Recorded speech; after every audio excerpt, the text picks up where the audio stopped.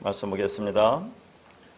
창세기 9장 18절에서 21절까지 말씀입니다. 방주에서 나온 노아의 아들들은 셈과 함과 야벳이며 함은 가나안의 아버지라. 노아의 이 세 아들로부터 사람들이 온 땅에 퍼지니라. 노아가 농사를 시작하여 포도나무를 심었더니 포도주를 마시고 취하여 그 장막 안에서 벌거벗은지라. 오늘은 20절과 21절 말씀을 중심으로 새 언약의 피, 포도주라는 제목으로 말씀을 나누도록 하겠습니다. 지난 시간에 살펴본 말씀 중에서 19절 말씀이 조금 번역이 문제가 됐었죠. 자, 19절 말씀을 문자 그대로 보면 인류가 이 노아의 세 아들인 셈과 함과 야벳으로부터 세상에 퍼져나갔다는 것처럼 보이죠. 왜냐하면 홍수 심판으로 노아의 가족들을 제외하고 모든 생물이 멸절을 당했다고 했기 때문에 그렇습니다. 그래서 노아의 세 아들로부터 지구상의 모든 종족이 퍼져나가기 시작했다는 느낌이 들도록 번역을 한 것이라고 했어요. 그런데 이 인류가 이렇게 이 성경에 나온 대로 역사가 진행되지 않았다는 말이 아니라고 했어요. 자, 그런 것은 역사적으로 맞는 얘기지만 하나님께서 하시고자 하는 말씀은 그런 말씀 안에 하나님의 마음을 담아주었다고 했어요. 하나님의 그 사랑, 그 진리, 그 복음을 우리는 알아들어야 한다고 그랬죠. 그렇게 되지 않으면 이 말씀은 나와는 아무 상관이 없기 때문에 그렇습니다. 그래서 거기 퍼진이라는 단어가 나파치라는 단어인데 이제 이것이 부서지다, 깨지다, 흩어지다, 나누어지다의 그런 뜻이에요. 그리고 사람이라는 단어, 에노시라는 단어는 없다고 했습니다. 그런데 이 나파치라는 단어를 한 단어를 그냥 사람들이 퍼지니라라고 번역을 한 것입니다. 동사와 자연스럽게 연결이 되도록 없는 단어인 사람들을 삽입해서 번역을 한 것이라고 했어요. 그러니까 19절을 원문대로 직역하면 노아의 세 아들로부터 온 땅이 뭐라고 했어요? 깨졌다, 부서졌다고 했죠. 자, 하나님이 주신 땅 하에레츠가 깨졌다라는 그런 뜻이라고 했어요. 그러니까 인류가 퍼져나간 것이 아니라 그 땅 하에레츠가 깨져버리고 부서졌다, 그런 얘기를 하고 있어요. 그러면 그 땅이 깨지고 부서졌다라는 의미가 뭐라고 했습니까? 여기서 그 땅 하에레츠라는 것은 노아라고 했습니다. 자, 노아가 노아 안에서 깨지고 부서졌다, 그런 말을 하고 있어요. 그게 무슨 말이라고 했습니까? 그러니까 방주에서 나온 세 아들인 셈과 함과 야벳은 노아와 연합하여 하나가 되었다고 했습니다. 그렇다면 노아가 셈과 야벳과 함이 되는 거죠. 그런데 자, 이게 지금 깨졌다 그런 얘기죠. 아니, 노아가 방주에서 나왔으면 그게 세 사람이 연합돼서 하나가 되었으면 그러면 그렇게 되어야지 왜 그거 깨지느냐 하는 얘기죠. 왜 깨졌다고 했을까 하는 얘기입니다. 그러니까 노아 안에 셈과 함과 야벳이 이렇게 나누어졌다, 분리되었다, 그런 말을 하고 있어요. 그러니까 노아는 방주에서 나온 언약의 증거가 이루어진 언약 백성이고 구원이 완성된 거듭난 사람이라고 했습니다. 그런데 노아라는 그 땅이 이렇게 셈과 함과 야벳으로 깨지고 부서지고 나누어졌다는 말을 하고 있어요. 그러니까 노아가 셈과 함과 야벳이라는 세 아들을 낳았다고 하는 것은 그냥 단순히 아들을 낳았다는 의미가 아니라고 했죠. 하나님은 노아 안에 있는 셈과 함과 야벳이라는 이 셋을 통해서 복음을 설명한다고 했습니다. 그러니까 구원받은 우리 안에도 셈과 함과 야벳이 다 있다는 그런 말입니다. 그러니까 하나님은 이 셋을 통해서 역할을 분담해서 복음을 설명합니다. 그러니까 이 셋 중에는 그리스도의 모형의 역할도 있고 악의 역할도 하는 자가 있다고 했어요. 그런데 이 셋을 합하면 그게 하나가 되는 거죠. 그게 복음이라고 했습니다. 그러면 결국 선도 악도 없는 거죠. 그 악을 통해서 선을 깨달으라는 그런 말을 했습니다. 그런데 지난 시간에 제가 그 말씀의 끝부분에 좀 말을 빼먹은 게 있더라고요. 뭐냐면은 이 셈과 함과 야벳 셋을 통해서 복음을 설명한다라고 쭉 말하면서 거기 결론적으로 아브라함과 이삭과 야곱 이 셋을 통해서 어떻게 아들이 되는지를 설명한다는 그 마지막 말씀 중에 제가 거기 이삭을 빼버리고 아브라함과 야곱과 이 셋을 통해서 이렇게 말씀을 한 것 같아요. 그런데 뭐 우리 성도님들이야 다 무슨 의미인지 알겠지만 혹시 유튜브로 인터넷으로 들으시는 분들은 어떻게 이렇게 틀리게 말을 하나? 아브라함과 이삭과 야곱이야 되는데 아브라함과 야곱이라고만 해놓고 이거 셋이라고 하면 이렇게 잘못 얘기하나? 혹시 그러실까 봐서 혹시 듣고 계신 분들은 오해가 없기를 바라겠습니다. 제가 많은 말을 하고 길게 얘기하다 보니까 가끔 틀리기도 하고 빼먹기도 하고 그래요. 근데 여러분은 무슨 말인지 알죠? 그거 가지고 목사가 이렇게 틀리게 얘기하고 잘못 얘기하나? 그러지 마시라고 다 지금까지 한 얘기니까 그렇게 이해를 하시고 들으셨으면 감사하겠습니다. 그래서 노아의 세 아들의 이름에 담긴 의미에서 우리가 자세히 살펴봤어요. 셈이라는 것은 그 뜻이 이름인데 이름은 말씀 진리라고 했죠. 그러니까 셈은 예수 그리스도의 모형이라고 했습니다. 자, 그리고 함은 뜨겁다라고 했죠. 광야의 삶은 뜨겁다고 그랬습니다. 왜 그렇죠? 우리 육을 죽여야 되기 때문에 육신 생각을 죽여야 되기 때문에 광야의 삶은 뜨겁습니다. 그래서 함에서 가나안으로 넘어가잖아요. 그래서 함을 가나안의 아버지라고 이제 이렇게 해서 함과 가나안을 연결시키는데 그러면 우리가 육이 죽고 완성이 되어서 가나안으로 넘어가는데 왜 가나안을 어떤 땅이라고 합니까? 그 저주받은 자들이 사는 땅 아닙니까? 그 가나안이라는 것과 일곱 족속이 있는 왜 그렇게 연결될까 하는 얘기죠. 그러니까 우리가 이 진리의 말씀을 깨닫고 완성이 됐다고 하지만 여전히 이 땅에 사는 동안은 육을 갖고 살 수밖에 없기 때문에 가나안에서도 그렇게 가나안의 일곱 족속이라는 그런 일곱이 뭡니까? 완전한 뜻이잖아요. 내 안에도 육으로 여전히 완전히 가득 찬 그런 상태를 말하는 거죠. 그래서 그 가나안의 일곱 족속을 다 몰아내면 그러면 그게 무슨 땅입니까? 그래서 약속의 땅이 되는 거예요. 마지막은 약속의 땅으로 해서 가나안을 약속의 땅이라고 하는 거지. 애굽에서 광야를 거쳐서 가나안 들어가면 그럼 가나안 들어가면 다 끝났느냐? 끝났지만 이 땅이 여전히 살기 때문에 그렇게 복음을 설명하고 있다 하는 겁니다. 자, 그래서 함과 가나안을 묶어서 설명을 하고 있어요. 그리고 야벳은 이제 확장하다 또 연합하다라는 뜻이라고 했죠.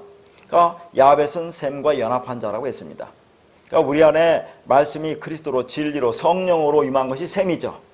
그러면 그 셈인 진리와 연합된 나가 야벳이라고 했어요. 그래서 그 진리가 내 안에서 확장된다고 했습니다. 야벳은 확장되다라는 것도 있죠. 그러면 함은 나 안에 있는 여전히 남아있는 겉사람 율법이죠. 그러면 이 우리가 지금 창세기 지난 시간에 다 읽었는데 이 창세기 본문 말씀 중에서 셈과 야벳이 연합되었다라는 그런 말을 말하고 있는 구절이 어딘지 아시죠? 그게 몇 절이냐면 27절에 그렇게 나와요. 하나님이 야벳을 창대하게 하사 셈의 장막에 거하게 하시고. 야벳이 어디에 거대요? 셈의 장막에 건다는 얘기예요. 셈과 야벳은 연합한다는 말이 그런 얘기 있습니다. 그래서 나중에 창대하게 된다는 얘기를 하고 있어요. 그래서 셈과 야벳은 그래서 연합되어 있다 하는 것을 제가 말씀드린 겁니다.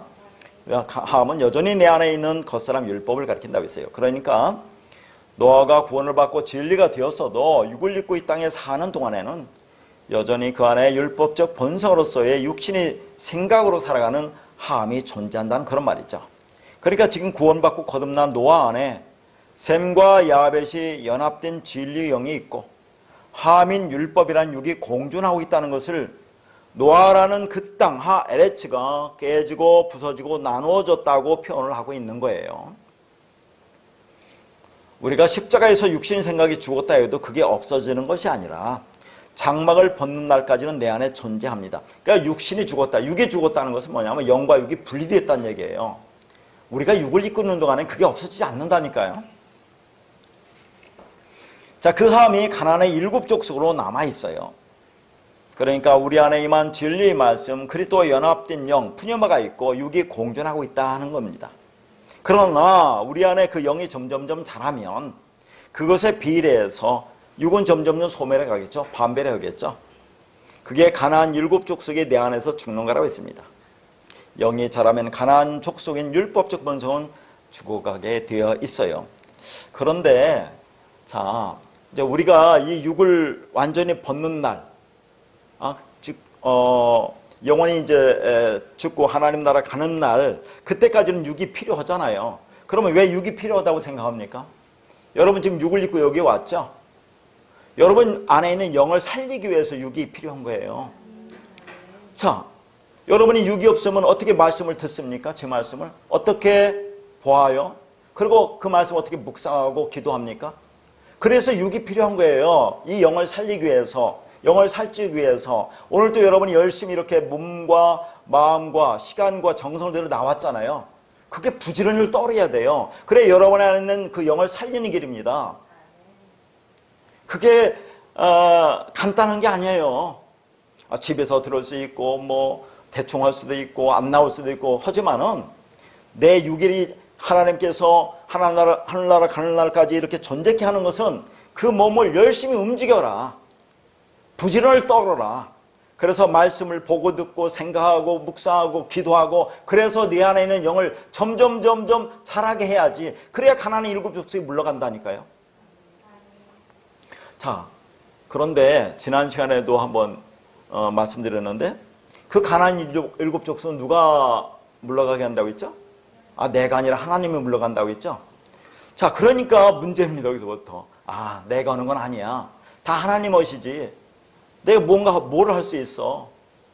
그러면서 이 말씀을 깨달았다고 마음대로 하는 사람들이 많아요. 그런데 그 여호수아 3장에는 하나님이 다 물려준다고 했는데 사사기 2장에는 내가 안 물려주겠다. 내가 그 가나안 7 족속을 몰아내지 않겠다. 그런 얘기를 해요. 왜 그런 얘기를 하는지 아세요? 그 사사기에 보면 하나님이 그렇게 합니다. 왜 니들이 그들과 언약하지 말고 그들의 재단을 그렇게 부숴버리라고 했는데 왜 내 말을 듣지 않니? 그러니까 내가 그 족속을 내가 더 이상 몰아내지 않을 거야. 그러면서 그들이 네 옆구리에 가시가 되고 그 신들이 너희에게 올무가 될 거라고 그렇게 말한다니까요. 그러니까 자, 이 말씀 듣고 다 깨달아 알았어요. 뭔 말인지 알죠? 알았으니까 내가 하는 건 아니라고 하니까 이제 아무것도 안 하려고 한다니까요. 왜 육이 필요합니까? 그러면 하나님이 데려가시는 거예요. 이제 아무것도 않고 끝났으면. 근데 여전히 육이 필요하잖아요. 육이 필요한 것은 네 안에 영을 더욱더 살찌우라고, 영을 자라게 하라고, 보고 듣고 이렇게 하기 위해서 육이 존재한다니까요. 그렇게 열심히 할 때 하나님이 말씀으로 우리 안에 그 가나안의 7 족속을 몰아내 주시는 거고 완성시켜 주는 거지, 내가 아무것도 없는데 하나님이 그렇게 안 넣는다니까요. 그러니까 여호수아 3장과 사사기 2장은 그렇게 서로 상반된 말씀을 하고 있어요. 너희들 안니? 그럼 나 안 쫓아보낸다? 안 쫓아준다? 그것이 네 평생에 옆구리에 가셔야 되고 올무가 될 거야. 자, 그렇게 해서 이 땅에 살아가면 나중에 뭐 끝날 때 하나님이 그러면 다 됐으니까 완성이니까 구원이야 그렇게 말씀할까요? 열심히 행해야 돼요. 행한다는 것은 말씀을 듣고 내가 묵상하고 기도하고 이 말씀이 뭔지 간절한 마음으로 더 듣고 보고 그렇게 생각을 하고 육이 존재하는 겁니다. 이게 그냥 존재하는 게 아니에요. 이 육의 몸을 통해서 참된 양식인 하늘에서 주시는 생명의 떡을 먹으라고 그렇게 존재하는 겁니다. 하나님의 말씀을 보고 들을 눈과 귀가 필요하기 때문에 그래요. 그러니까 육을 통해서 들어온 참된 양식과 참된 음료, 신령한 음식과 신령한 음료인 진리의 말씀을 영이 받아 먹고 자라는 겁니다. 그래서 겉사람 육이 절대적으로 필요해요. 죽는 날까지는 그게 없어질 수가 없어요. 죽으면 끝나는데. 그럼 완성이잖아요. 근데 나중에 하나님이 가져가시는 건 뭡니까? 껍데기, 겉에 것, 쭉정이는 버리고 그 속에는 알곡만 가져가시죠. 그러나 함, 가나안, 겉사람, 율법이 나쁜 건 아니에요. 그걸 통해서 뭐예요? 우리가 오늘 또 나의 육을 통해서 영의 말씀을 듣고 내 영을 살찌워서 완성의 길로 가야 되기 때문에 이 육이 필요한 겁니다. 그런데 여러분 그 성경 말씀 보면, 자, 거기 보면 누가 누구의 종이라고 하죠? 오늘 장세 말씀 보면 가나안이 셈과 야벳의 종이라고 하잖아요. 그게 무슨 의미입니까? 자, 셈과 야벳은 진리예요. 진리, 내 안에 있는 진리 영이죠. 그러면 가나안은 율법이잖아요. 율법. 그러면 누가 누구의 종이란 얘기예요? 율법은 진리의 종이란 얘기입니다. 아니, 그러면 내가 율법을, 내가 진리로 성령으로 충만하면 율법을 다스릴 수 있어야 된다는 말을 하고 있는 거예요, 이게. 성경이 나와 있잖아요. 셈과 야벳이 가나안을 종으로 삼고 있어요. 너 종이 되라, 그런 얘기를 하는 겁니다. 그러면 진리가 율법을, 육을 다스리라는 그런 말을 하고 있어요. 근데 왜 못 다스립니까? 첫 번째 두 가지가 있어요. 첫 번째는 내 안에 영으로 가득 차지 못하기 때문에, 충만하지 못하기 때문에, 육이 더 강하기 때문에 내가 그것을 다스리지 못하는 거 있고, 또 하나는 하나님이 그렇게 하십니다. 왜 하나님이 그렇게 하냐면 그렇게 해서 뭐예요? 너의 한계를, 실체를 올바로 깨닫도록 하기 위해서, 교만하지 않도록 하기 위해서, 또 하나님이 또 그렇게 우리를 끝없이 죄의 법으로 이끌어가요. 죄 안으로 이끌어가기 때문에 그렇습니다.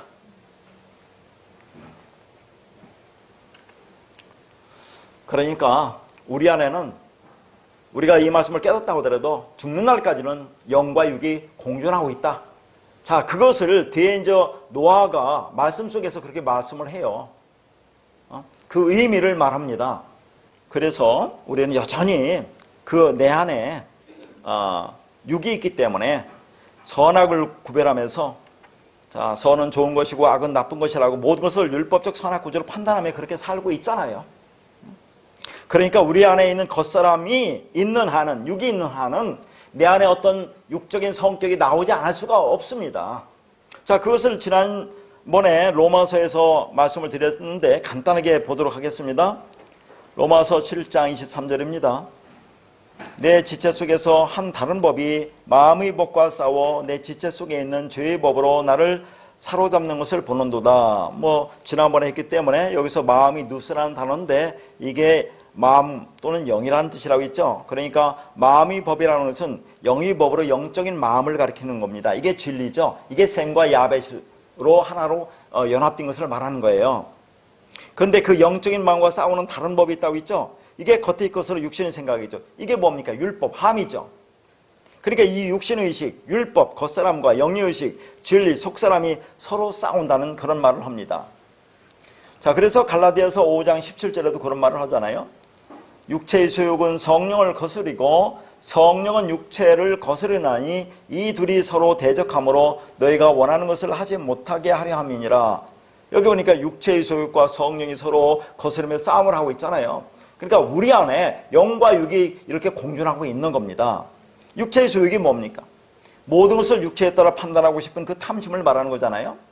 자기 육신의 기준으로 모든 것을 자기 유익을 위하여 선악으로 판단하는 탐심을 말합니다. 그 육체의 소욕과 성령, 푸뉴마가 서로 싸운다, 그런 얘기예요.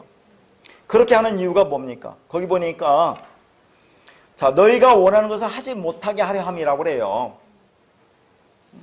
자, 영이 육을 이김으로 육의 열매를 맺지 못하게 하기 위해서 그렇게 한다, 그런 얘기예요. 그래서 우리가 원하는 것을 하지 못하게 하는 겁니다. 그렇게 영이 육체의 소욕을 삼켜버려요. 그래서 성경이 뭐라 합니까? 생명이 사망을 삼킨다고 그렇게 얘기를 하잖아요.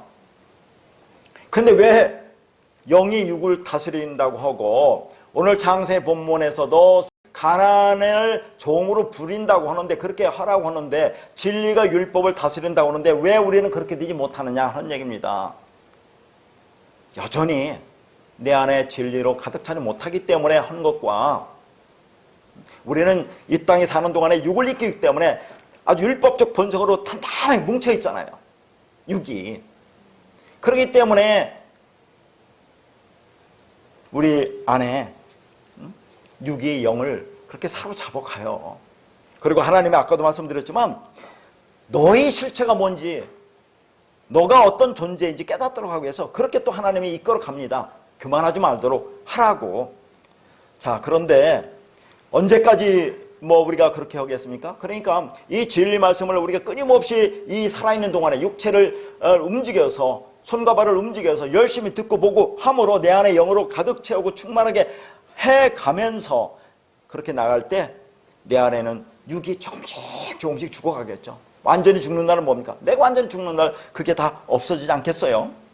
그러니까 그런 것이 나올 때 너무 아파하거나 힘들어하지 말되, 그러니까 나는 우리는 그런 존재니까 이제 아무렇게 해도 되겠다, 그런 말은 또 아니겠잖아요.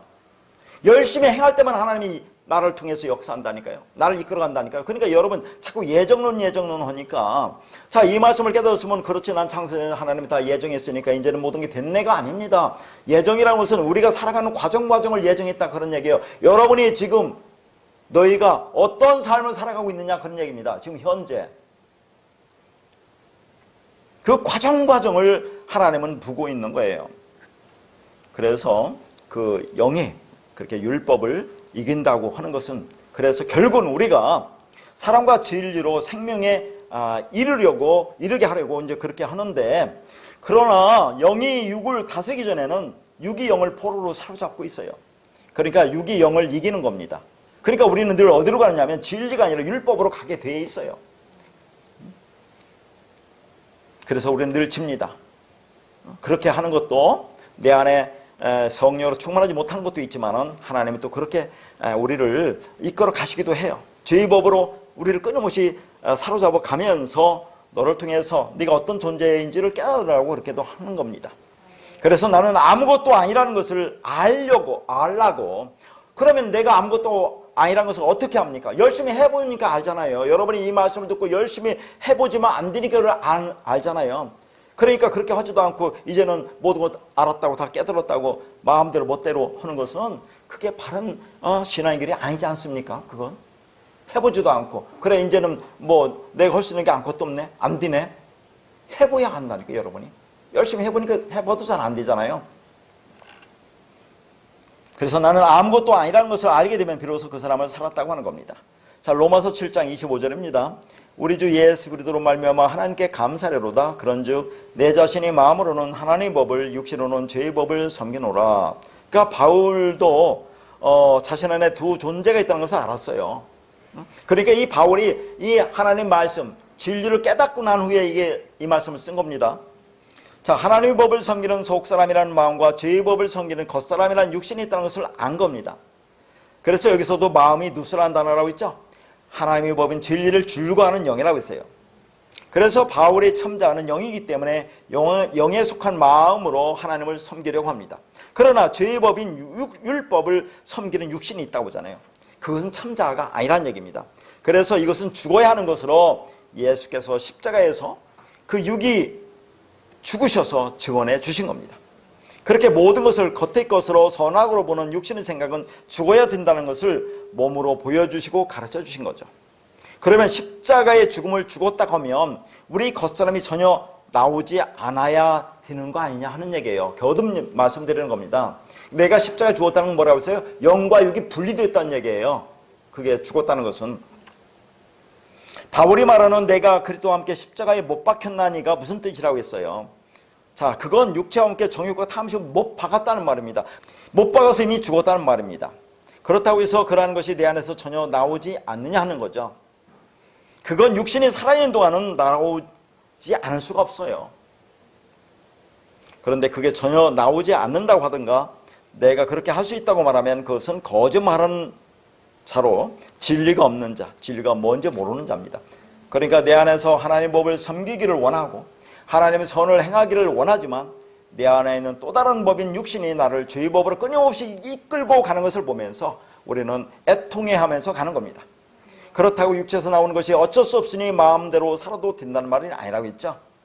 이제는 그리스도 예수 안에 있는 생명의 성령의 법, 셈이, 말씀, 진리가 나 야벳을 이끌고 가기 때문에 이 세상의 것들과 부딪힐 때마다 아파하고 애통해 하면서 가는 겁니다. 그렇게 조금씩 이 세상의 것으로부터 벗어나다가 육신의 장막을 벗을 때는 함과 가난이라는 율법으로부터 완전히 벗어나게 될 것입니다. 자, 그러니까 19절의 말씀은 마치 이 세 아들로부터 여러 민족이 퍼져나가는 것처럼 보이지만 이건 내 안에서 일어나고 있는 일들을 말하는 거라고 했어요. 우리가 처음에 육을 입고 이 땅에 나올 때는 그냥 나는 함이었어요. 허물과 지혜로 죽은 자였습니다. 그런데 진리가 성령의 샘이 우리 안에 들어온 거잖아요. 그래서 내 안에 있는 영이 깨어나서 하나가 된 것이 야벳입니다. 그러니까 내 속에 있는 그리스도라는 영이 들어왔고 그와 연합된 나가 있고 그리고 겉사람은 육의 몸인 함이 있는 거죠. 그렇게 세 형태로 되어 있습니다. 그러나 이 셋을 통해서 지금 복음을 설명하는 거죠. 깨달으면 그게 하나가 되는 거예요. 여러분, 함과 가나안을 저주로 한다고 하잖아요. 그러면 함과 가나안은 누굽니까? 나라니까요. 여기 저주했다니까 그래 너 영원히 멸망받아. 쉽게 말하면 너 지옥에 떨어져. 그런 말이 아닌 거예요. 함과 가나안인 나의 실체를 올바로 깨달으라고 얘기하는 겁니다. 저주받아서 네가 죽어야 그러면 내가 진리로 완성될 거 아닙니까? 그래서 저주라는 말을 쓰는 거예요. 여러분, 주님께서 바리새인들한테 뭐라고 합니까? 이 독사의 새끼들이라고 하죠? 그러면 그게 무슨 말입니까? 너 저주받아서 영원히 죽어라 그런 말을 하는 겁니까? 그런 말을 말씀하는 게 아니에요. 제발 깨달아 알아라고 얘기하는 거예요. 이 말씀이 뭔지 깨달아 알아라. 그런 말씀을 하는 겁니다. 전부 나의 얘기예요. 나에 관한 얘기. 다른 사람에 관한 얘기가 아니고 그걸 나의 얘기로 받아들여야 합니다. 함도 가나안도 가나안 7족속도 함의 네 아들도 전부 다 나예요. 나. 그래서 그걸 깨달아 알으라고 하는 겁니다. 그러니까 성경에 주와 합한 자는 한 영이라고 했으니까 우리 안에 같이 세 형태로 존재하는 셈과 함과 야벳은 결국은 하나가 되는 겁니다. 그러니까 야벳은 셈인 그리스도와 연합된 성전이죠. 우리가 하나님이 성령이 들어오면 내가 하나님이 성전이라고 하잖아요. 근데 하나님이 성전이라고 해서 완성됐습니까? 여전히 함이라는 것이 존재하잖아요. 겉이껏 육으로 존재하는 겁니다. 자, 이제 오늘 본문 말씀을 본격적으로 볼 텐데요. 오늘 본문을 노아의 만취 사건으로 보게 되는 것은 21절에 포도주를 마시고 취하여와 그리고 이어지는 그 장막 안에서 벌거벗은지라 있죠. 자, 지금까지 이 말씀을 우리가 지금까지 이제 이 성경 말씀을 문자 안에 담기는 하나님 마음으로 계속 보았잖아요. 그런 사람들조차도 이 장면이 머릿속에 떠오르면 노아가 포도나무로 농사를 지어서 포도를 생산해서 그것으로 포도주를 만들고 마시고 만취해서 장막 안에서 벌거벗고 들어놓았다고 생각을 하게 된다니까요. 그럼 이게 복음입니까? 이게 도대체 무슨 말이냐 하는 얘기잖아요. 간단치 않습니다. 자, 왜 이런 생각을 가지게 됩니까? 근본적인 원인은 20절. 잘 보세요. 노아가 농사를 시작하여 포도나무를 심었더니의 번역이 복음에서 벗어났기 때문에 그렇습니다. 자, 19절. 사람들이 온 땅에 퍼져나가니라. 이 세 아들로부터 사람들이 온 땅에 퍼져나가니라도 이게 완전히 잘못된 번역이었잖아요. 사람들이란 단어가 없었어요. 거기. 그렇죠? 에노시란 단어가 없었는데 오늘 또 20절은 또 여기도 잘못 번역을 했다 그 말이에요. 왜냐하면 그렇게 돼야 이게 문장이 자연스럽게 이어질 거 아닙니까 지금. 근데 이게 잘못 번역되어 있다는 얘기예요. 자, 그 말씀을 지금부터 볼 텐데요. 제가 거기서 어렵기 때문에 자세히 써놨습니다. 잘 들으셔야 될 거 이해를 할 겁니다. 제가 써놓은 것 가지고도 다 이해가 안 갈 거예요. 자, 노아가 농사를 시작하다 해서 농사 있죠? 이 농사란 단어가 없어요. 옛날 성경에는 농업이라고 했더니 농업. 자, 지금 성경은 농사라고 했는데 이 농사나 농업이라는 단어가 에노시 하 아다마예요. 에노시 하 아다마. 그러면 그대로 번역하면 그 땅의 사람이라는 그런 말입니다. 그 땅의 사람. 자, 그 땅의 사람이라는 것을 농사로, 농업으로 번역한 거예요. 이것은 이제 헬라어로 호 게오르고스라고 되어 있는데 왜냐면 이따 이제 이것과 연관되기 때문에 미리 써놨어요. 그 땅의 사람, 에노시 하 아다마가 헬라어로 호 게오르고스다 그런 말입니다. 자, 그러면 이게 무슨 말일까? 그 땅의 사람이라는 것이 무슨 말일까? 그런 얘기예요. 여기는 이제 땅을 아다마로 썼어요. 그러면 아다마 하면 어서 또 생각납니까? 창세기 2장 7절 보면 하나님이 사람을 만들었다고 하면서 땅의 흙으로 만들었다고 그렇게 표현하잖아요. 땅의 흙. 이 땅이 아다마입니다. 하아다마. 흙이 아파르예요. 자, 헬라어는 이렇게 이제 오른쪽에서 왼쪽으로 있기 때문에 아파르 하아다마 이렇게 되어 있어요. 그러니까 오늘 농사라는 것이 에노시 하아다마로 그 땅의 사람이고, 하나님이 사람을 만든다고 할 때 그 땅의 흙으로가 아파르 하아다마다 그 말입니다. 이 두 개가 뭐가 연관되어 있어요. 자, 사람이 아담이죠. 그러면 성경에서 아담이라고 하는 것은 고유명사, 사람이라는 아담을 가리키지만 그냥 사람이라는 일반 명사도 돼요. 그러니까 이 아담이라는 사람을 통해서 일반 명사 사람이 어떻게 완성되는지를 보여주는 것을 말하기 때문에 그렇게 사용합니다. 자, 생각해 보세요. 이 사람이 뭘로 만들어진다고요? 땅의 흙으로 만들어진대요. 땅이 아담아입니다. 자, 아담아, 너무 이 히브리어를 파자하고 그러면 좀 이상하게 생각할 것 같아서 거기서는 안 적어줬는데, 이 아담아가 거기 여러분 거기 제가 특히 아담과 아담아는 히브리 자음을 그대로 넣어놨어요. 그리고 또 하나 여러분이 또 아셔야 될 것은, 여기 지금 제가 프린트에 있는 아담과 아담아의 그 히브리 자음의 순서 배열은 잘못됐어요. 왜냐하면 원어를 갖다 놓고 제가 원어를 써서 복사를 하면 히브리 자음은 반대로 나와요. 이게 나 그렇게 희한한 거 처음 봤어요. 헬라어는 안 그렇거든요. 히브리는 원어대로 똑바로 오른쪽에서 왼쪽으로 이렇게 기록을 해놔도 복사하면 뒤집어져서 나온다니까요. 그러니까 여러분이 그거 볼 때 원래는 아담이나 아담아는 글자가 이렇게 뒤집어 놓아야 돼요. 원래 그 히브리 원문대로 보면 그걸 참고하시라고 하는 겁니다. 혹시 원어 보는 분들을 위해서 그렇게 얘기하는 거예요. 근데 이 아담아를 지금 이 사람이 지금 땅이라고 번역했잖아요. 근데 이 땅이라는 뜻이 뭐냐 그런 얘기입니다. 왜 이걸 땅이라고 번역했느냐는 얘기죠. 그래서 히브리 자음을 이걸 파자해서 보면 이런 얘기입니다. 하나님이 구별하신 진리를 소리로 준다가 아담아예요. 하나님이 구별하신 진리를 소리로 주는 거, 그걸 아담아인데 그걸 땅으로 번역했을 뿐이에요. 여기에서 사람이 나와요. 근데 가운데 뭐가 들어가냐면 아파루가 들어가요. 아파루가 뭔지 아세요? 먼지 티끌이에요. 먼지 티끌. 그러니까 하나님이 구별하신 진리를 소리로 주면, 율법으로 주면, 먼지 티끌로 주면, 그래서 내가 누군지 깨달으면, 나라는 존재가 먼지구나 티끌이라는 깨달으면 그게 사람이에요. 아담이에요. 그러니까 아담아와 아담과에 보면 글자 한자가 거기 처음에 있는 것이 해자란다는데 그게 제일 앞으로 나와요. 원래는 이게 뒤집어진 거예요. 그러면 그게 하아담이 되는 거예요. 그게. 자, 다시 한번 설명하겠습니다. 우리가 사람이 땅의 흙으로 만들어졌다고 하는데 이 땅이 아담아인데, 이 아담아란 뜻은 하나님이 구별하신 진리를 소리로 율법으로 티끌로 먼지로 이렇게 준다 그런 얘기예요. 그래서 내가 먼지고 티끌이라는 깨달아 알으면 그게 하아담이다 그런 얘기예요. 그러니까 아담과 아담 사이 글자 한자가 그게 앞으로 가면 하아담이 되는 겁니다. 그러면 여기서 농사가 에노시 하아담아잖아요. 그 아담아가 그러니까 지금 노아가 에노시 하아담아가 된 거예요. 그 땅의 사람이 된 거죠. 왜냐하면 하나님이 주신 그 구별하신 진리를 지금 뭐예요? 율법 티끌로 줬는데 노아가 그것을 깨달은 거예요. 아, 내가 먼지구나 티끌이구나를 깨달은 게 에노시예요. 너무 어렵죠? 이렇게 깊이 들어가니까 너무 어려운데, 여러분 에노시에 대해서 제가 한번 설교했는데 기억나세요? 창세기 70강에 제가 여기는 안 써놨어요. 그때 했기 때문에 창세기 70강을 한번 들어보세요. 거기 보면 창세기 32장에 보면 뭐가 나오죠? 창세기 32장에 보면 그런 게 나옵니다.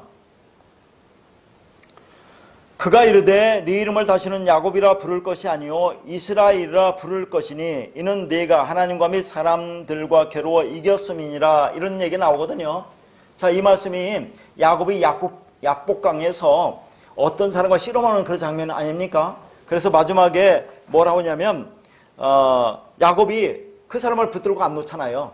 그러니까 그 사람이 환도뼈를 치니까, 자, 허벅지 관절을 치니까 그것이 위골됐다. 그게 부서졌다 그런 얘기잖아요. 그러니까 율법이 그릇이 부서지니까 진리가 드러나는 그런 그 상황을 얘기할 때, 자 거기서 말하는 것이 네 이름을 다시는 야곱이라 부를 것이 아니요 이스라엘이라 부를 것이다, 이 말이 나오는 거예요.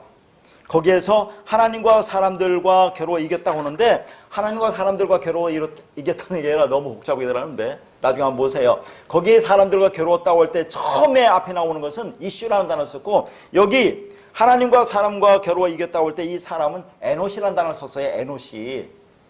자, 에노시가 무슨 뜻이냐면 이런 뜻입니다. 깨지기 쉬운, 죽을 수밖에 없는 자, 아무것도 아닌 자, 불 속에 있는 자, 이런 뜻이에요. 그러니까 자 야곱이 그 위시라는 그리스도라는 그 말씀과 실험에서 자기의 환도뼈, 뭐예요? 관절이 부서지니까 진리 말씀 드러났잖아요. 그러니까 자기가 깨달은 겁니다. 아, 나는 아무것도 아닌 자라구나. 나는 죽을 수밖에 없는 자라구나. 나는 불 속에 있는 자. 불이면 그 불로 우리를 태워 죽이는 거 아닙니까? 그런 존재라는 것을 깨달았다는 것을 얘기하는 거죠. 그게 에노시라는 야곱이 하나님과 겨루어서 이겼다는 그런 말이에요. 이게 그러니까 야곱이 이스라엘 되는 거죠. 이스라엘이라는 것은 하나님의 힘을 가진 자, 하나님 말씀 진리가 된 자를 이스라엘이라고 하는 거예요. 그러니까 우리도 오늘 말씀을 듣고 그 하나님 말씀과 내 육신의 생각이 싸워서 내가 치면, 내가 진다는 것은 나를 깨달아 알으면, 내가 어떤 존재를 깨달아 알으면 내가 하나님과 겨루어서 이겼다고 하는 거죠. 그러면 이스라엘이 된다 그런 얘기입니다. 하나님 진리 말씀을 가진 자가 되는 거죠. 그러니까 이 에노시라는 단어는 그런 단어입니다. 이게 어디서 왔느냐면 아나시라는 단어에서 왔어요. 아나시.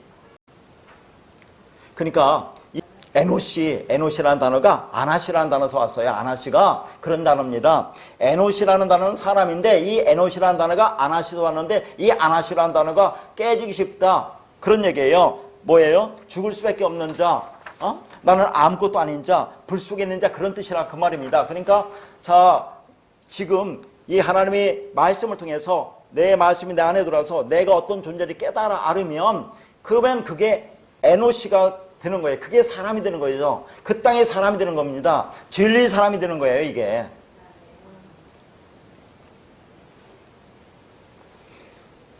이게 제대로 말씀이 전달이 되나 모르겠어요.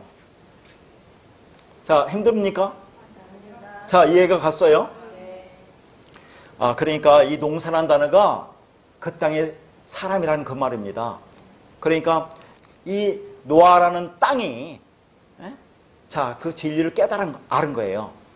그러니까 하나님 말씀을 통해서 내가 누군지를 깨달아 알으니까 그게 에노시 사람이 된 겁니다. 나는 아무것도 아닌 자라는 게 된 거예요. 먼지 티끌이라는 걸 깨달아 알은 거예요. 그러면 하아담이 된 겁니다. 진리 사람이 된 거예요. 그걸 그 땅의 사람이라고 하는 거죠. 그러면 어떻게 해서 그렇게 듣느냐가 쭉 나오는데, 자 먼저 거기 포도나무라는 단어 있죠. 포도나무를 심었더니, 시작하다는 나중에 설명할게요. 포도나무를 심었더니 이때 포도나무가 케렘이라는 단어거든요. 이 케렘이라는 단어는 포도나무가 아니라 포도원입니다. 포도원. 자, 포도나무는 여러분 창세기 40장 9절에 보면 술 맡은 관원장이 그의 꿈을 요셉에게 말하여 이르되 내가 꿈에 보니 내 앞에 포도나무가 있다 그런 얘기였잖아요. 이 포도나무가 요게 케렘이 아니라 게펜이라는 단어예요. 게펜이라는 단어. 그리고 이사야 5장에 나오는 포도원과 포도나무가 나오거든요. 이사야 5장에 보면, 자 나중에 한번 읽어보세요. 포도원과 포도나무가 나오는데 이때 포도원이 케렘이에요. 근데 이때 포도나무는 또 소레크라는 단어거든요. 극상품 포도나무라고 해서 소레크라는 단어인데, 그러니까 제가 말하고자 하는 것은 여기 지금 창세기에서 포도나무로 번역된 케렘이라는 단어는 포도나무가 아니라 뭐라고 해요? 포도원이란 그 말입니다. 그러면 자 노아가 그 땅의 사람이 되었죠. 자기가 누군지 깨달아 아는 거예요. 진리 사람이 되었어요. 그러면 그게 뭐냐 하면 포도원이 되었다 그 말입니다. 자 여기 심었더니라는 단어, 또 이렇게 심었더니가 나타난 단어거든요. 이게 히스템이라는 단어입니다. 헬라어 히스템이. 히스템은 뭔지 알죠? 똑바로 세우다, 진리로 똑바로 세워지다 그런 얘기입니다. 무너지고 넘어지고 파괴되었던 것들이 올바로 똑바로 세워져서 온전하게 되어지는 것, 이게 히스템이라고 했잖아요. 자 그러면 여기까지만 정의하면, 자 노아가 그 땅의 사람, 진리 사람이 되었어요. 하아담이 되었어요. 자기가 누군지 알았어요. 성전에 방주에서 나왔기 때문에. 그러면 그게 포도원으로 세워졌다 그 말입니다. 포도원은 뭘 상징하겠어요? 포도원이라는 헤레메는 단어는 이게 울타리가 쳐져 있는 그런 의미가 있어요. 그러니까 포도원이라고 하는 것은 뭘 여기서 가리키겠습니까? 그러니까 노아가 그 땅의 사람 되었다. 포도원으로 똑바로 세워졌다 하는 그 포도원은 뭘 상징하겠어요? 성전이 되었다. 그런 얘기를 하는 겁니다. 성전이 되었다. 왜 그러냐면 이따 또 다른 곳에서 그 말씀을 찾아볼 텐데요. 성전이 되었다 그런 얘기입니다. 어떻게 성전이 되었느냐가 문제예요. 어떻게 그 사람이 되었고 그 진리 사람이 되었고 그 땅의 사람이 되었고 성전이 되었나 포도원이 되었나가 그 시작하다라는 단어입니다. 시작하다라는 단어가 할랄이라는 단어예요. 할랄.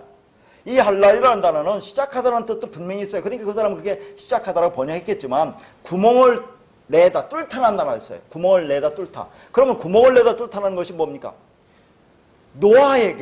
노아가 지금 구멍이 뚫어진 거예요. 구멍이 내진 거예요. 그게 뭐예요? 예수 그리스도와 함께 십자가에 죽었다는 얘기를 하는 겁니다. 그렇게 죽으니까 뭐예요? 그 땅에 사람이 된 거예요. 진리의 사람이 된 거예요. 하담이 된 거예요. 성전이 된 거예요. 포도원으로 똑바로 세워진 거죠. 진리 성전으로 똑바로 세워진 겁니다. 그걸 지금 얘기하고 있는 거예요. 이 말씀이. 노아가 농사를 시작하여 포도나무를 심었다는 전혀 다른 번역입니다.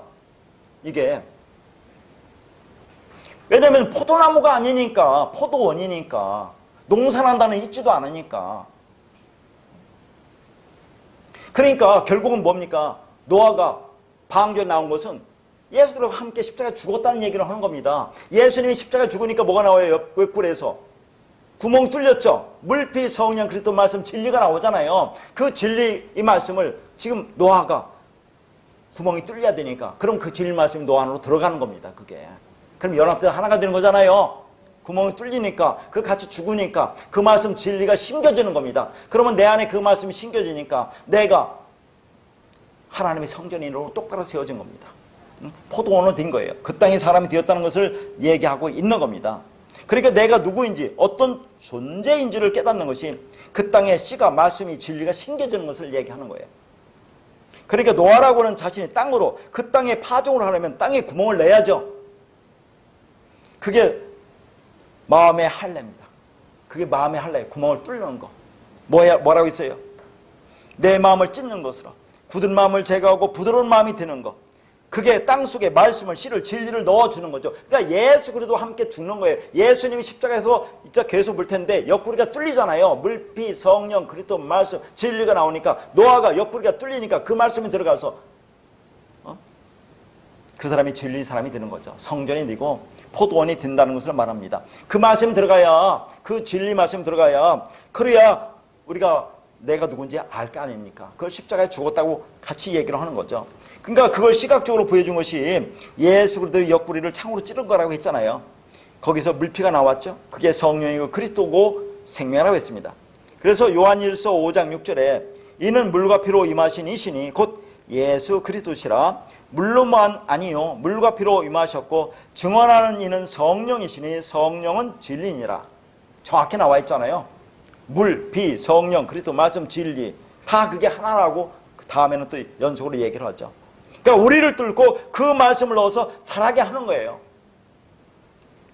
그러니까 지금 노아가 그렇게 했다. 노아는 누구를 모형합니까? 예수를 모형한 동시에 우리를 가리키는 겁니다. 노아가 그렇게 했다. 노아가 그렇게 되었다는 것을 얘기하고 있는 거죠. 이제 노아 안에 하나님의 성전이 시작되었다 그런 얘기죠. 그러니까 할랄이 뚫다는 것도 있지만 시작하다는 의미가 그런 얘기입니다. 이제 노아가 방주에 나와서 하나님의 성전으로 하나님의 포도원으로 진리의 사람으로 하담으로 그 땅의 사람으로 그 땅을 섬기는 사람으로 그 말씀을 가진 자로 시작된 것이 나머지 인생이다 하는 얘기를 하는 겁니다. 노아가 광주에 나온 350년 한 인생을 이제 그렇게 살게 되었다는 것을 말하고 있는 거죠. 그러면 350이 또 뭡니까? 숫자를 자꾸 제가 얘기 안 하려고 하는데 300, 3과 100이잖아요. 3은 하늘을 쓰고 100은 완성 아닙니까? 아들 아닙니까? 즉 하늘의 아들로 진리의 아들이 된 노아가 50은 뭐예요? 희년 아닙니까? 율법이 모든 율법으로 벗어난 그 삶을 사는 것을 지금 노아가 말하고 있는 거거든요. 근데 그렇게 살지만 여전히 그 안에는 함이라는 율법이 존재하고 있는 것을 나중에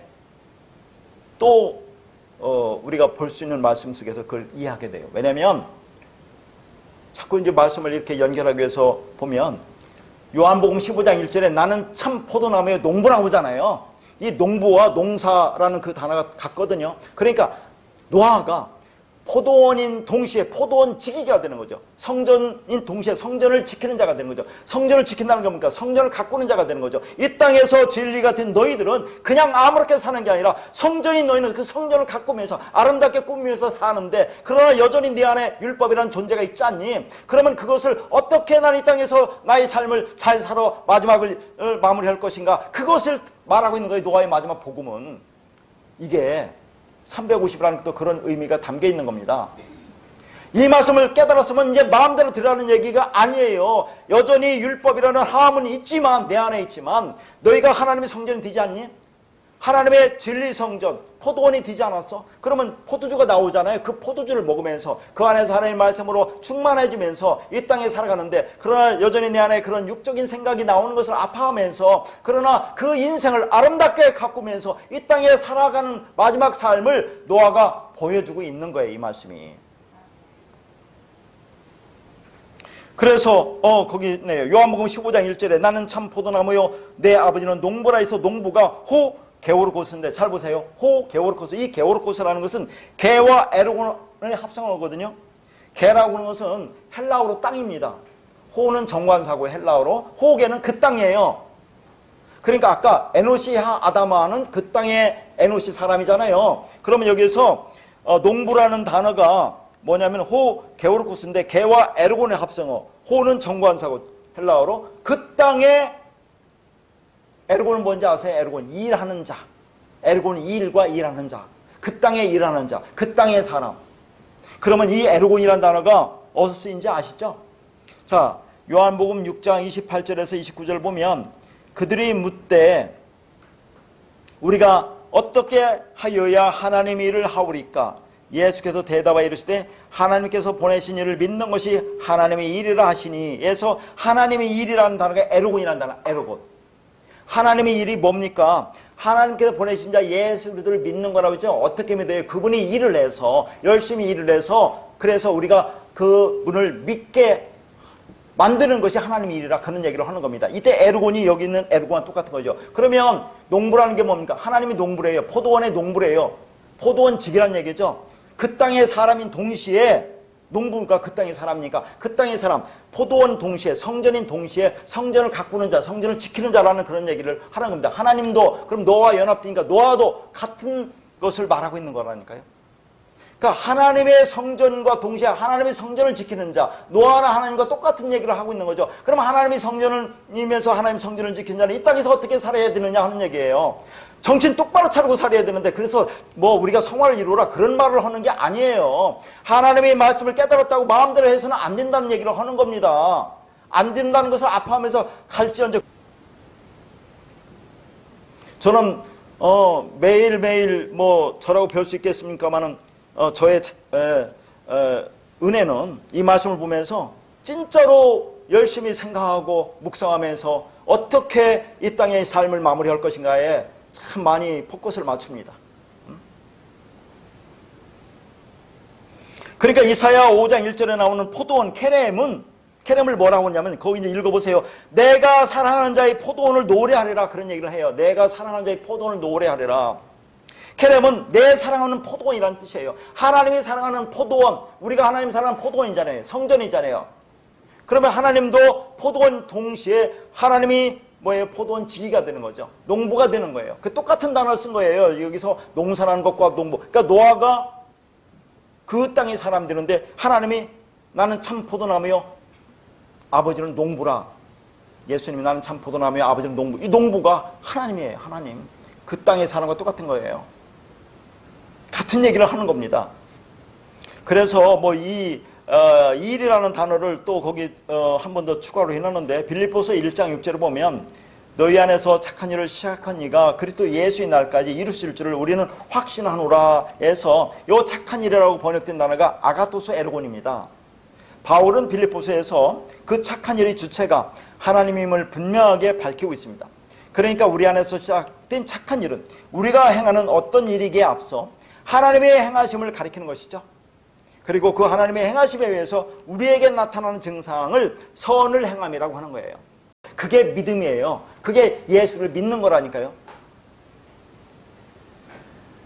바울이 그 믿음을 가리켜 영생과 존귀와 썩지 아니함을 구함이라고 말하고 있어요. 로마서 2장 7절에서. 그리고 또 사도행전 10장 38절에서 말하잖아요. 저가 다니시며 착한 일을 행하시고. 이게 누가 해요? 착한 일을 행하는 것이 예수가 하는 거 아닙니까? 그러니까 착한 일, 선한 일은 예수가 하신 일, 즉 십자가의 대속 사건으로 창조되는 새로운 생명에 관한 일입니다. 그 예수의 착한 일에서 하늘의 백성들이 하나님을 믿게 되는 거죠. 그게 하나님의 착한 일이고 교회의 착한 일이에요. 자, 그러니까 여기서 농사라고 번역된 그 땅의 사람이라는 것이 그 말이에요. 즉 하나님의 그 열심에 의해서, 그 에르곤에서 우리가 예수를 믿잖아요. 우리가 그럼 예수를 믿음이 가진 자가 되는 거죠. 그러면 우리도 그 땅의 사람이 되는 거잖아요. 노아처럼. 그러면 그 땅의 사람이니까 그 성전에서 열심히 그 말씀을 받아 먹으면서 또 말씀을 전하는 자로 이 땅에서 우리 삶을 살아야 된다는 것을 말하고 있는 것입니다. 그러니까 창세기 9장 20절에 농사가 에노시 하다마로 그 땅의 사람이라고 했어요. 그러니까 노아가 그 땅의 사람, 성전으로 세워지고 진리의 성전인 포도원이 되어 그 성전을 섬기는, 다시 말해서 포도원을 지키는 자가 되었다는 그런 말입니다. 그런데 하나님도 포도원에 있는 그 땅의 사람이라고 하는 거예요. 농부라고 했으니까 똑같은 말이죠. 그러니까 노아는 하나님과 하나로 연합된 자로서 하나님의 생명이 와닿아 있는 그 땅을 지키는 자로서의 그 땅의 사람, 성전, 포도원이 되는 것입니다. 그러니까 자, 하나님이 포도원이 되면서 농부니까 포도원 지기가 되는 거죠. 포도원 지기라는 것은 포도원을 지키는 자 아닙니까? 지키면서 가꾸는 자예요. 그럼 우리도 포도원인 동시에 포도원 지기가 되는 거죠. 포도원을 지키며 가꾸는 자가 되는 거죠. 성전을 지키며 성전을 가꾸는 자가 되는 거죠. 그러니까 우리가 하나님의 성전이 된 거 아닙니까? 그 성령이 있어도 하나님의 성전이 된 너희는 이 성전을 지키며 가꾸며 이 땅의 마지막 인생을 살아야 된다는 걸 얘기하고 있다니까요. 그것을 노래하고 있는 거예요. 350이라는 하늘의 아들이 된 자가 이 땅에서 모든 율법으로 벗어난다고 했지만 여전히 함이라는 율법이 내 안에 있어서 그것을 아파하면서 나의 인생을 어떻게 아름답게 인생을 가꾸어서 마무리할 것인가를 노아가 노래하고 있는 거예요. 이게 다른 게 아니라. 그러니까 성경에서 포도원은 하나님의 생명의 돌보심이 있는 것을 의미합니다. 하나님이 흘려주시는 물, 땅에서 나오는 물이 아니라 위에서부터 흘려주시는 그 물, 하나님의 생명이 다 있는 곳을 말합니다. 그래서 하나님께서 포도원을 하나님의 사랑을 받는 곳이라고 하는 거죠. 우리가 하나님의 사랑을 받는 자가 되는 거예요. 그래서 하나님의 사랑을 받고 있는 실체를, 은혜를 받은 나를 하나님은 성경에서 케렘, 포도원이라고 표현을 하신 겁니다. 그러니까 하나님은 포도원을 지키는 자가 되고 가꾸는 자가 되고 그런 거예요. 우리 동시에 우리가 포도원임에서 포도원을 지키고 가꾸는 자가 되는 겁니다. 그래서 농부라고 한 거예요. 그러니까 노아가 농사를 시작했다는 번역은 완전히 의역입니다. 그게 아니라 그 땅이 사람이 되었다, 성전이 되었다는 그 말입니다. 홍수 심판 이후에 하나님의 영원한 약속, 뭐라고 했어요? 구름 속, 말씀 속에 담겨져 있는 영원한 언약이 성취된 자로서 그 노아가 350년을 살았다는 의미예요. 350. 의미 알겠죠? 그러니까 구원받은 우리도 영원한 언약이 이루어진 노아처럼 이 땅에서 350년을 그냥 포도원으로 사는 거죠. 우리가 350년 산다는 게 아니라 300과 50 알겠죠? 3 하늘의 수, 아들이 된 자, 하늘의 아들이 된 자, 진리가 된 자로서 자 50 희년이죠. 모든 율법으로 해방된 자로서 이 땅의 삶을 그렇게 말하고 있는 거예요. 자, 거기 21절에 포도주가 하야인이라고 했죠. 그래서 하나님 말씀 진리라고 했어요. 그럼 예수를 모형하는 겁니다. 이 포도주가. 이게 셈이에요. 셈. 그 말씀 그 진리입니다. 취하여가 샤카라는 단어인데 이 단어는 즐겁다, 흡족하다 그 말입니다. 그러니까 포도주를 먹고 취했다는 뭡니까? 포도주, 말씀으로 충만해졌다 그 말이에요 지금. 자, 노아가 하나님의 성전이 되었다고 했죠. 하나님의 성전에서 나온 그 말씀, 포도주로 그것을 먹고 취했다는 것은 그 말씀으로 충만해졌다 그런 얘기를 하는 거예요. 성령이 임한 상태, 진리 말씀으로 흡족하게 된 상태를 말합니다. 우리 안에 그래도 말씀, 진리, 성령이 돌아오는 것이 셈이라고 했죠. 그 셈인 진리와 연합된 나가 야벳입니다. 그래서 그 진리가 내 안에서 확장된다고 했어요. 그리고 포도주는 뭐예요? 기쁨이라는 뜻도 있잖아요. 여러분 포도주의 기쁨이라는 뜻도 있어요. 여러분 포도주 술 알코올 좀 먹어봐요. 알딸딸하니 기뻐하잖아요. 기쁘잖아요. 그런 거하고 다 진리는 다 통하는 겁니다. 근데 에덴도 기쁨이라고 했죠. 에덴, 포도주, 기쁨 아닙니까? 기쁨이 뭐예요? 에덴이 하나님 나라라고 했죠. 그러니까 포도주, 말씀, 진리, 예수 그리스도, 그게 하나님 나라라는 의미를 갖고 있는 거죠. 천국을 표현하고 있는 겁니다. 포도주도. 그러니까 포도주 되시는 그분과 하나가 되면 말할 수 없는 기쁨으로 충만해지는 것을 말하고 있다는 거예요. 고린도후서 12장 2절과 4절을 보면 내가 그리스도 안에 있는 한 사람을 아노니 그는 14년 전에 셋째 하늘에 이끌려간 자라. 그가 나간으로 이끌려가서 말로 표현할 수 없는 말을 들었으니 사람이 가히 이르지 못할 말이로다. 이거 사도 바울이 한 얘기잖아요. 자, 말로 표현할 수 없는 말, 사람이 가히 이르지 못할 말이 뭐예요? 진리 말이에요. 지금 사도 바울도 그 포도주, 말씀, 진리 말씀을 먹고 취했다는 걸 얘기하는 거죠. 취했다. 그리스도 연합되어 하나가 되었다. 그래서 그리스도 예수 안에, 그리스도 안에 있는 자라고 하잖아요. 그걸 나 안에 있다고 얘기하는 겁니다. 그걸 셋째 하늘에 있다고 하는 거죠. 마음의 성전이 있다. 그리스도 연합되어 하나가 되었다는 것을 얘기하고 있는 거라니까, 이게. 그러니까 사도 바울이 이 상태나 노아나 똑같은 얘기를 하고 있는 거죠, 이게. 그러니까 기쁨이라는 것은 신랑과 신부가 결합하여 하나가 되는 것으로 그게 최고의 기쁨이라는 겁니다. 이 땅에서 똑같잖아요. 신랑과 신부가 하나가 되어봐야 얼마나 기쁜가. 그것이 예수라는 신랑과 신부라는 우리가 그 말씀에 연합되면 그게 최고의 기쁨이다 하는 것을 이 땅에 육을 가진 형태로도 표현해주고 있는 거예요. 그러니까 포도주를 마시고 취한다는 것은 하나님과 하나가 되는 그리스도와 연합하여 하나가 될 때의 기쁨을 표현하고 있는 겁니다. 그래서 나는 간 곳 없고 구속한 주만 보이도다의 상태가 되는 거죠. 그러나 이건 어떤 일시적인 현상을 말하는 게 아니에요. 그러니까 여기서 취한다고 하는 것은 진리 말씀으로 충만한 상태인데 그 충만한 상태는 말씀 듣고 은혜를 받았다고 하면서 눈물 나고 찬송 부르면서 뭐 일시적으로 어떤 황홀한 상태에 빠진다든지 하는 것과는 차원이 다른 겁니다. 우리는 예전에 그런 거 많이 경험하지 않았어요? 기도하면서 울고 찬송 부르면서 울고 그런 것과는 차원이 다른 거예요. 그런 현상과는 관계없는 지속성이 있습니다. 우리가 교회 가서 열심히 헌신하고 봉사할 때는 기쁨이 있고 즐겁죠. 내가 뭔가 하나님의 일을 했다는 만족감이 있습니다. 그런데 집에 들어와서 혼자 있을 때는 뭔가 허전한 것 같은 그런 것이 밀려오잖아요. 그것은 성령이 임한 상태가 아닌 거예요. 그러니까 율법주의자들은 스스로 만족하면서 그렇게 열심히 행하면서 살고 있어요. 그게 잘못했다는 게 아니죠. 어떤 선의 행위가 나쁘다는 말이 아니고 그런 것으로 만족을 누리고 그게 하나님이 기뻐하시는 행함이라고 잘못 알으면 우리는 속고 사는 거다, 그런 얘기. 그러나 내 안에 성전이 되어 있으면 그 성전님으로 인한 기쁨과 만족함이 있어야 하는 겁니다. 그게 포도주 성령에 취했다라고 지금 말하고 있는 거예요. 자, 그래서 마태복음 26장 26절에서 30절까지 말씀입니다.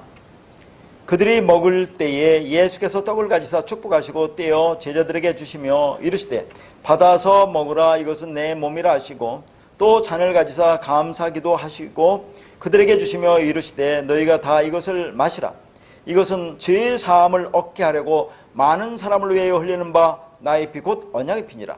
그러나 너희에게 이르노니 내가 포도나무에서 난 것을 이제부터 내 아버지의 나라에서 새 것으로 너희와 함께 마시는 날까지 마시지 아니하리라 하시니라.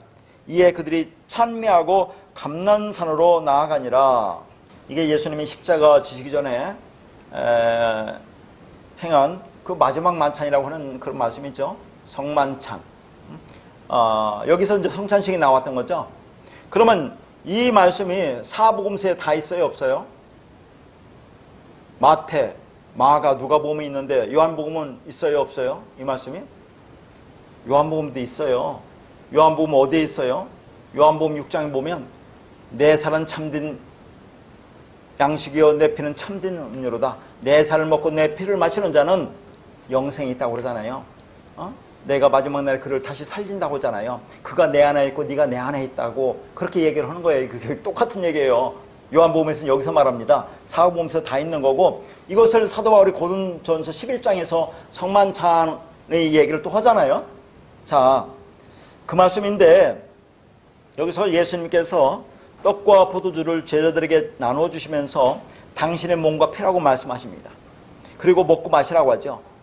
결국 이게 무슨 말입니까? 이것은 자신의 십자가 죽음을 의미하는 거죠. 그 죽음에 너희도 동참하라는 얘기예요. 먹고 마시라는 얘기는.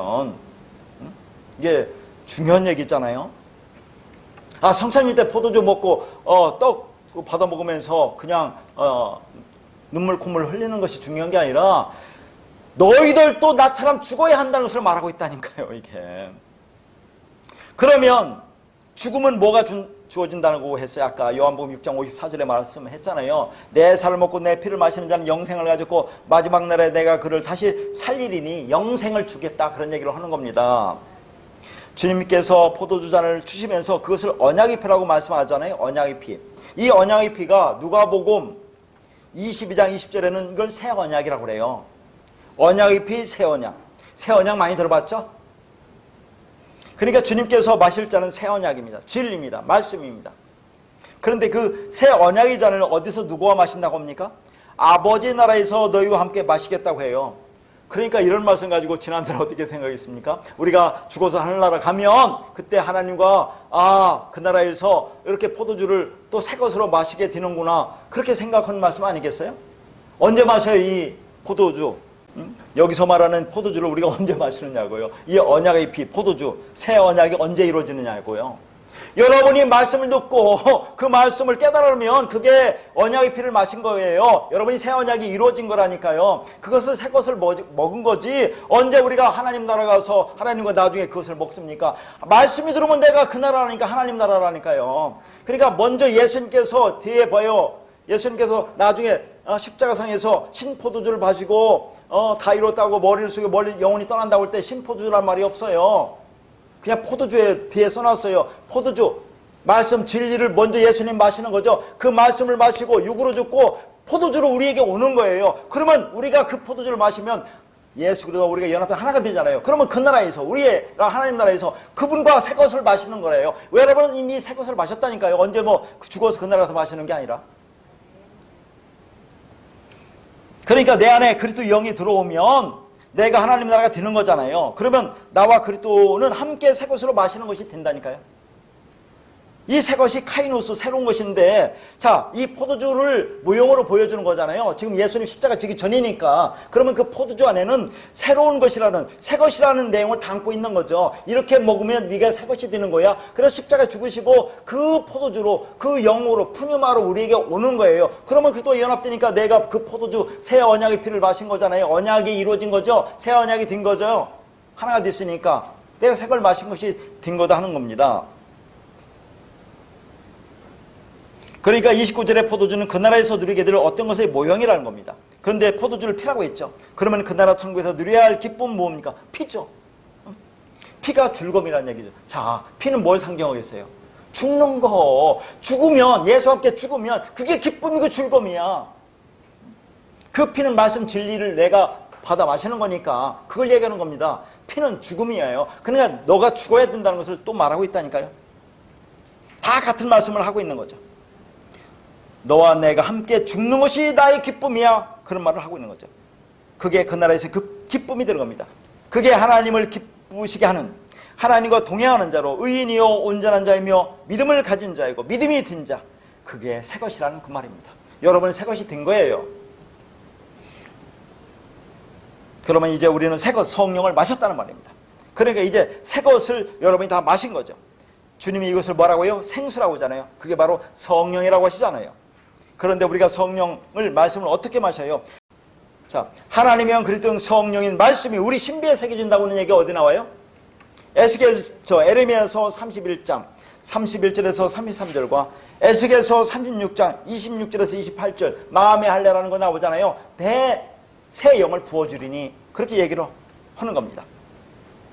그러니까 우리에게 새 언약의 포도주가 진리 성령으로 부어지게 된다는 그 말입니다.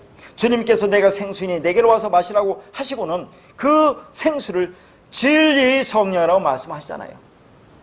그게 주님과 함께 마시는 잔입니다. 그러면 그 배, 성전에서 진리가, 성령이 흘러 넘치게 된다고 요한복음 7장 38절에서 말하고 있는 겁니다. 그러니까 지금 노아가 그 포도주, 성전의 포도주를 마시니까 그 포도를 마시고 취했다는 것은 진리의 성령, 말씀이 그 안에 넘쳐나고 있다는 것을, 충만하고 있다는 것을 말하고 있는 거죠. 그래서 그것을 여기서는 새 것이라고 말할 뿐이에요. 주님과 함께 마시는 새 것입니다. 그러니까 그 언약이 우리에게 이루어졌을 때 그 포도주의 기쁨을 우리가 만끽할 수가 있는 겁니다. 그 포도원에서 나오는 세상에 없는 포도주인 진리의 말씀을 마시면서 그렇게 우리는 사는 거예요. 주님이 흘리신 언약에 핀 포도주를 마시면, 그러면 너희가 내 안에, 내가 너희 안에 있게 된다고 말씀하고 있는 거죠. 그게 구름 속에 있는 캐셔트, 즉 말씀 안에서 내가 죽으면 그게 영원한 언약이 이루어진 거라고 말하고 있잖아요. 앞에서 그렇게 이루어진 겁니다. 그런 상태로 그 나라에 가기까지 함이라는 가나안의 7족속인 율법적 본성을 조금씩 내 안에서 몰아내면서 이 땅을 살아가는 것입니다. 그래서 그렇게 내 살과 피를 먹고 마시라고 하면 하신 주님께서 지금 아까 말씀에 30절에 어디로 갑니까? 감람산으로 가죠. 감람산. 왜 감람산으로 갑니까? 주님께서 이 감람산은 무슨 산? 여기에 뭐가 있어요? 겟세마네 동산이 있죠. 이 감람산엔 감람나무가 있는데 이 감람산은 올리브산이라고 해요. 올리브유, 감람유. 이걸 뭘 상징합니까? 말씀, 기름은 말씀을 얘기하니까 그리스도 말씀, 진리. 자, 그것을 겟세마네 동산은 기름 짜는 틀이라는 뜻이에요. 기름을 짭니다. 예수님께서 거기서 기도할 때 뭐예요? 땀이 핏방울처럼 흘린다는 것이 기름을 짜는 거예요. 말씀을 짜는 겁니다. 이렇게 짜서 너에게 주겠어. 그걸 얘기하는 거예요. 그래서 겟세마네 동산은 감람산으로 가는 겁니다. 그렇게 내가 이렇게 죽어서 내 말씀을 짜서 포도주 진리를 주어서 너희를 살리겠다는 그런 말을 하고 있는 거죠. 전부 다 연결되는 겁니다. 그러니까 이 올리브산이라고 하는 것은 에스겔에서 보면 하나님의 영광이 자 동쪽으로 쫓겨나가는 저주받은 이스라엘을 쫓아가셔서 거하신 성읍 동편산이 바로 올리브산이에요. 올리브산. 감람산이다 그런 얘기예요. 동쪽으로 가신 산. 그러니까 동쪽으로 쫓겨난 저주받은 죽은 흙들이 어떻게 생명나무를 먹은 하나님 나라의 백성이 되는 것인가를 보여주고 있는 거죠. 어떻게 보여줍니까? 예수 그리스도의 동쪽행, 즉 예수 그리스도의 저주받음으로 말미암아 그들이 산 존재가 된다 하는 것을 말하고 있는 겁니다. 예수님의 십자가에 죽는 거 동쪽 가서 죽으시잖아요. 그래서 예수께서 동쪽으로 나가셔서 그곳에서 십자가를 지고 죽으시는 겁니다. 그러면 교회에서 성찬식 할 때 포도주를 마시면 구원을 받습니까? 자, 그건 모형으로 보여주는 거죠. 이렇게 내 피, 내 포도주, 그 진리의 말씀을 먹어야 사는 것이라는 것을 보여주는 겁니다. 그러니까 성찬식이든 세례식이든 그런 의식적인 행위는 아무런 의미가 없는 거예요. 그 무슨 의미가 있겠어요? 그 진정한 복음의 말씀을 깨닫지 못하고 1년에 몇 번씩 행하는 그 성찬식 때 눈물 콧물 흘리면서 그런 행위를 한다고 그게 구원이 이루어지겠느냐 하는 거죠. 그러니까 성찬식 때 마시는 그 포도주는 마시든 안 마시든 아무 상관이 없는 겁니다. 그러니까 성찬식을 해도 안 해도 상관이 없는 거예요. 그 의미가 뭔지를 알면 되는 겁니다. 그런데 성찬식을 안 하면 큰일 나는 것처럼 말하는 것이 어디예요? 로마 카톨릭입니다. 그리고 성찬식 때 포도주를 마시면서 그 언약의 피가 뭔지도 모르고 그냥 예수님이 십자가에서 나의 죄를 위해서 흘리신 피라고만 생각하는 것, 이게 문제인 것이죠. 그러니까 성경 말씀이 무엇을 말하고 있는지도 모르고 율법적으로 열심히 행하고 있으면서 그걸 신앙생활을 잘 하는 것이라고 생각하는 것은 참으로 한심한 일입니다. 영원한 생명이 달린 문제인데 무조건 그냥 따라하면 다 죽는다 하는 얘기죠. 그래서 그 포도주는 피고 피는 물이고 물은 진리고 진리는 성령이고 성령이 바로 새 것입니다. 다 같은 말을 하고 있는 거죠. 그래서 예수님이 요한복음 19장 30절에서 많이 말씀드렸던 거죠. 예수께서 신포도주를 받으신 후에 이르시되 다 이루었다 하시고 머리를 숙이니 영혼이 떠나가시니라 해서 신포도주가 옥수수라는 단어인데 이게 식초, 초를 얘기하는데 자 권위 있는 사본에는 이걸 오이누수라고 되어 있어요. 오이누수는 포도주입니다. 그러니까 신포도주라는 말이 아니에요. 그냥 포도주예요. 포도주, 말씀, 진리, 성령, 그리스도라는 말을 하고 있는 거죠. 그러니까 예수님이 지금 죽으시면서 포도주를 마셨다는 것은 이렇게 포도주를 먹고 진리가 너희한테 가겠다는 얘기를 하는 거죠. 지금 떡과 포도주로 오셔서 떡으로 육체로 죽는 겁니다. 그리고 포도주, 진리, 그리스도로 성령으로 살아나는 것을 말하고 있는 거죠. 그러니까 육체로는 너는 죽어야 하고 그 피 성령으로 그리스도로는 다시 태어나야 하는 겁니다. 태어나는 겁니다. 그래서 이런 말씀 있잖아요. 여러분 창세기 40장 보면 거기 요셉이 감옥에 있을 때 술 맡은 관원장과 떡 굽는 관원장의 꿈 이야기를 해석해 주는 내용이 나오죠. 거기 보면 떡 굽는 관원장은 3일 후에 죽는다고 했고 술 맡은 관원장은 3일 후에 전직을 회복한다고 했는데 그대로 되잖아요. 왜 여기도 3일입니까? 3일의 완성을 얘기하는 거예요. 여기도 다 3이잖아요. 그러니까 떡은 뭘 가리키는 거예요? 죽어야 할 예수 육체를 가리키는 거예요. 그리고 술, 포도주는 피를 상징하는 것으로 그게 말씀이죠. 그리스도로 살아나는 것을 말하고 있다니까요. 두 사람이지만 한 사람의 이야기를 하고 있는 거예요. 이게 하나를 이야기하고 있는 거예요. 예수가 육으로 죽고 영으로 부활하는 것을 설명하고 있는 겁니다. 그러니까 앞에 요한복음 19장 아까 30절에서 뭐예요? 주님이 포도주를 받으시면서 내가 지금 포도주로 너희에게 넘겨지는 것이라 말씀하고 있다니까요. 영혼이라고 있죠. 영혼이 이게 푸니마 많이 해서 영혼이 푸니마입니다. 포도주예요. 말씀 진리로 너희에게 넘겨진다 하는 것은 자 떠나간다는 것이 파라디돔인데 넘겨진다는 얘기, 우리에게 넘겨지는 것을 얘기하는 겁니다. 그러니까 농사라고 번역된 에노시 하다마는 요한복음 15장 1절에서 말씀하신 농부로 번역된 호 게오르코스와 같은 의미의 단어예요. 정리하면 본문 20절의 말씀은 단순히 노아가 홍수 이후에 모든 생명체가 다 사라졌는데 포도나무가 어디서 났는지는 모르겠지만 문자 그대로 포도나무를 재배하는 농사를 시작했다는 것을 말하는 것이 아니라는 것은 분명하죠.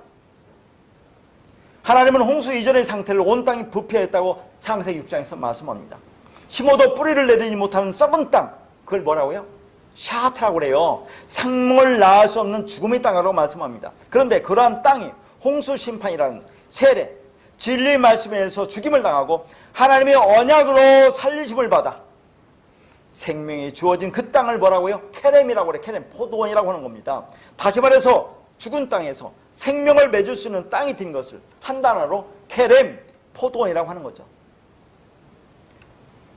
그러니까 노아가 하나님의 포도원으로 세워졌다는 것을 말씀하고 있는 겁니다. 그래서 내가 사랑하는 자의 포도원을 노래하리라고 말씀하고 있어요. 하나님이 기뻐하시는 그 기름진 산, 하나님의 생명이 흘러 들어가는 하나님이 사랑받는 그 포도원을 말하고 있는 겁니다. 그러니까 노아는 하나님의 사랑받는 포도원인 동시에 그 포도원인 자기 자신을 돌보는 농부가 되는 거죠. 그래서 우리가 구원을 받았으면 어떻게 이 땅에 사느냐고 많이 말하는데 이렇게 살아라 그런 얘기를 하는 겁니다. 뭐라고요? 노아처럼. 노아가 포도원입니다. 자, 포도원지기가 되는 거죠. 하나님이 성전이면서 하나님이 성전이 되는 거죠. 하나님이 포도원지기가 되고 포도원지기가 되고 성전이 된다는 것은 뭡니까? 그 성전과 포도원을 가꾸고 지키며 가꾼다는 의미가 담겨 있다니까요. 우리는 이 땅에서 구원받은 자로서 하나님의 성령이 임한 자로서 하나님의 성전이 된 자로서 이제는 성전을 지키며 가꾸며 이 땅에 살아야 된다는 것을 말하고 있다니까요. 아무렇게나 막 사는 게 아니라 그걸 노아가 350년 이 땅에 살았다고 얘기를 하고 있어요. 그것을 노아에게 남은 350년이라는 이 땅의 여생을 하나님이 포도원이면 동시에 하나님이 포도원지기가 되어 살기 시작했다는 것을 말하고 있어요. 그래서 이제는 포도원인 자기 자신을 가꾸며 사는 겁니다. 이게 예수 그리스도의 복음이에요. 그래서 요한복음 6장 63절에 뭐라고 합니까? 내게 너에게 이른 말은 영이요 생명이라고 하죠. 그러한 그 그리스도의 진리의 이 말씀을 깨닫고 하나님의 생명을 받은 자들은 이제 아들 안에는 그 아들의 영, 그리스도의 성령을 선물로 받은 겁니다. 하나님의 성전이 된 거죠. 결론적으로 노아가 포도주를 마시고 취했다는 것은 포도주인 진리의 말씀, 세술에 취한 것으로 그게 유구의 몸을 벗는 거, 그 다음에 벌거벗었다는 말이 나오는 거죠.